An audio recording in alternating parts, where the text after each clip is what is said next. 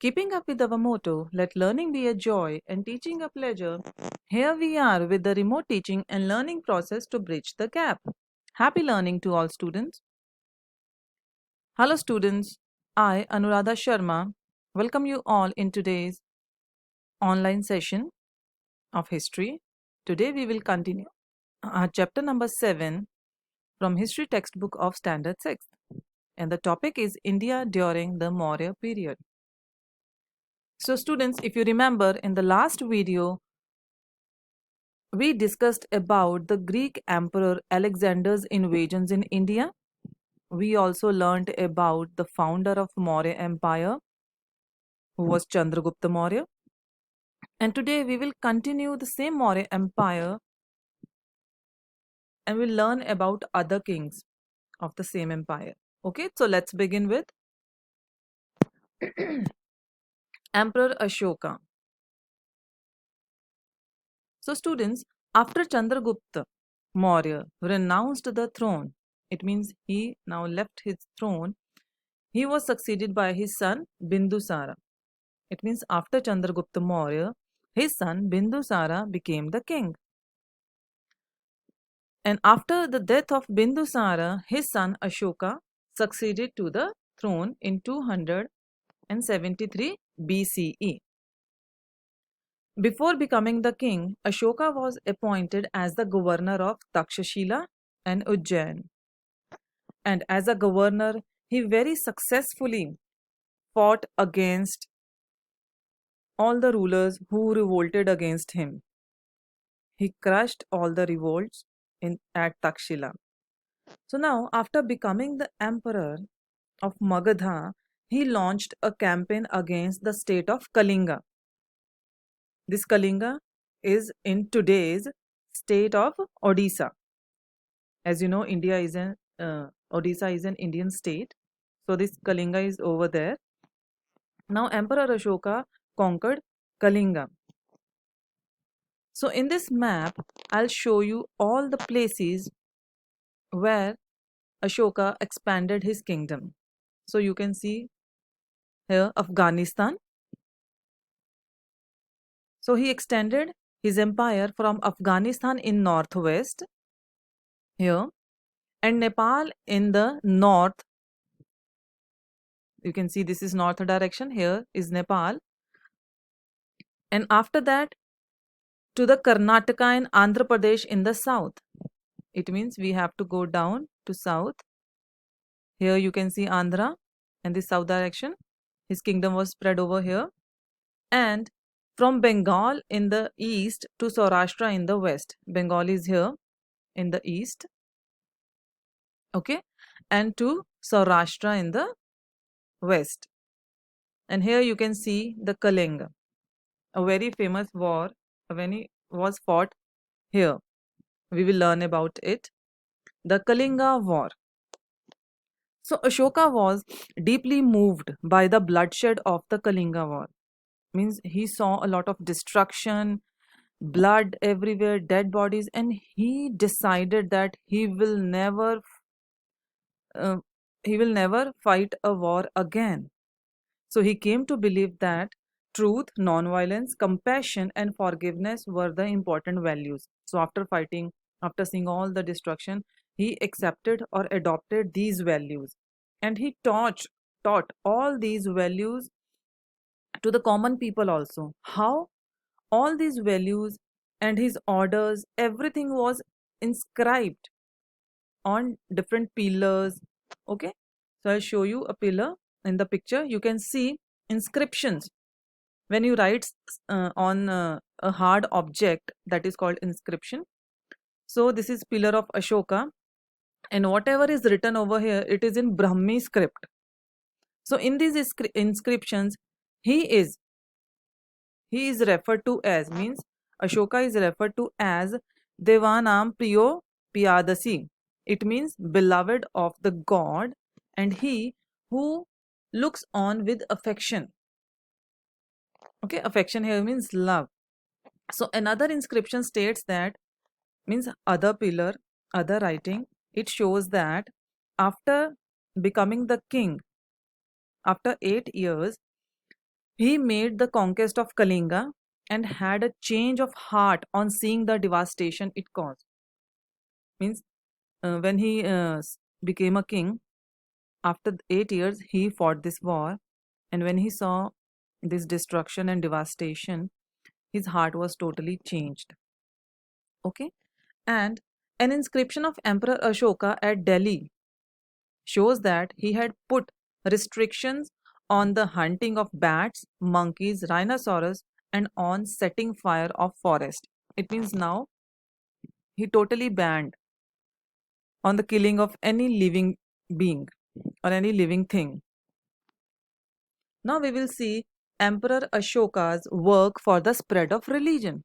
Because after this war of Kalinga, his heart was totally changed and he turned towards Buddhism. So Ashoka had embraced or accepted Buddhism. He had convened the third religious council on the Buddhism at Patliputra. It means the third meeting of Buddhist council was conducted. Convened means when you come together to when you come together to conduct a meeting. So this Buddhism meeting was conducted at Patliputra. Ashoka sent his own son Mahendra and daughter Sanghamitra to Sri Lanka. Why? For the spread of Buddhism. He also sent Bodh Bhikkhu to West Asia and Central Asia for spreading Buddhism. He also built many stupas and viharas. So students, these stupas and viharas are spiritual places of Buddhism where they used to sit for meditation. Okay, these are their spiritual places. This is a very famous stupa which is in Sanchi in Madhya Pradesh, built by Ashoka. So you can see the shape of this. This is a hemispherical building, okay, where they used to sit and meditate. Next, we will see public welfare activities. What Ashoka did for the common people, for their welfare, for their good. So Emperor Ashoka laid stress on the creation of facilities for the welfare of people. So what facilities he provided to his people? He made the provision for free medicines and medical treatment for people as well as for animals. He built many roads and planted trees for shade on both sides of the roads. He also dug many wells and built many dharamshalas for the travelers. Next, we will see administration during the Maurya period. Administration means how he used to manage and his kingdom, what was his responsibility, how he was managing everything. So Patliputra was the capital of Maurya Empire. And for the proper management, for the proper administration of his huge kingdom, he divided his empire into four regions.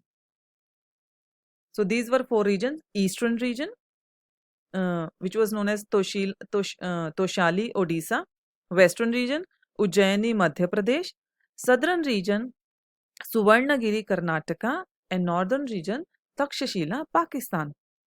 And there was also a council of ministers, a group of ministers in his court, which who used to advise the king in the matters of administration. You know that we need many ministers. The king only cannot take decisions. Obviously, he takes, but sometimes he needs somebody's suggestions, advice. So these ministers used to help him. So there were many officers working at different levels, and there was an efficient intelligence service also. Why he required this intelligence service? Just to keep a watch on the activities and movements of enemies. So these people who were working in the intelligence service bureau, they used to get different information about the enemies, so that he get ready for the protection of his empire. Next, we will see the life of people during Maurya period. So during the Maurya period, agriculture production had importance. And with agriculture, trade and other occupations were also flourished. They were also in good state. There were many occupations like carving and engraving on ivory, weaving and dyeing clothes, metalwork, Black glazed pottery, you can see in the picture, glazed, shiny pottery was also produced. And one more thing was done, that was shipbuilding. And this was done on a large scale. Huge ships were built. So in metal work, the technology of making articles and other metals as as well as those of iron had developed. Means not only iron was used at that time, other metals were also in use. And different festivals were celebrated because people also need some entertainment.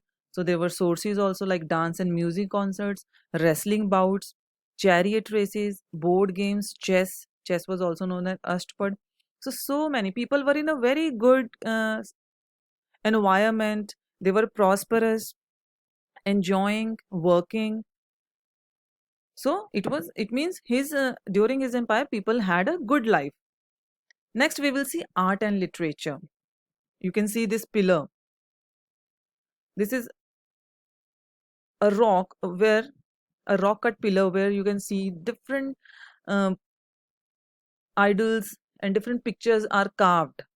Okay, so these the pillars erected by Ashoka are excellent example, excellent specimen of Indian sculptures. How Indians were so well and so efficient in these carvings, in this art. And this is a very famous Ashoka pillar at Sarnath.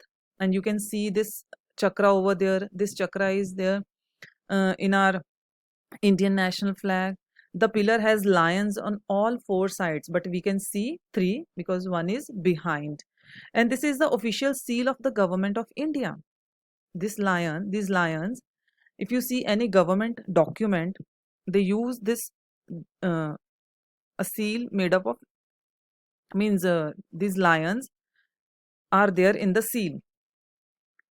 So the cave sculptures at Barbara Hills carved during the period of Ashoka are well known. These are Barbara caves, you can see.